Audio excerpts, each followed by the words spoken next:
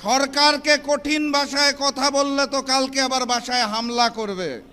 এর সাথে বলতে হবে, মাননীয় প্রধানমন্ত্রী, মাননীয় স্বরাষ্ট্রমন্ত্রী, মাননীয় জ্বালানি মন্ত্রী, এতই যদি মজুদ থাকে তাহলে এত বড় লাইন কেন? আমাদের দেশের গ্রাম অঞ্চলে এখন গড়ে 12 থেকে 18 ঘন্টা পর্যন্ত বিদ্যুৎ পাওয়া যাচ্ছে না। দ্রব্যমূল্যের ঊর্ধ্বগতিতে সাধারণ মানুষের দিন খুব কষ্টে কাটছে। তেলের জন্য যেই লাইন প্রতিদিন দেখতে পাই, মানুষ অত্যন্ত কষ্টে জীবনযাপন করছেন।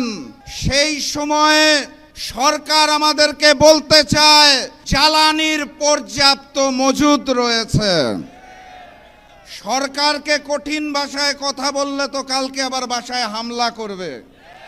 তাহলে সম্মানের সাথে, বিনয়ের সাথে বলতে হবে, মাননীয় প্রধানমন্ত্রী, মাননীয় স্বরাষ্ট্রমন্ত্রী, মাননীয় জ্বালানি মন্ত্রী, এতই যদি মজুদ থাকে তাহলে এত বড় লাইন কেন? এই মজুদ কোথায় রেখেছেন?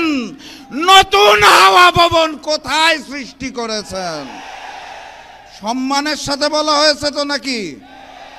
আলহামদুলিল্লাহ।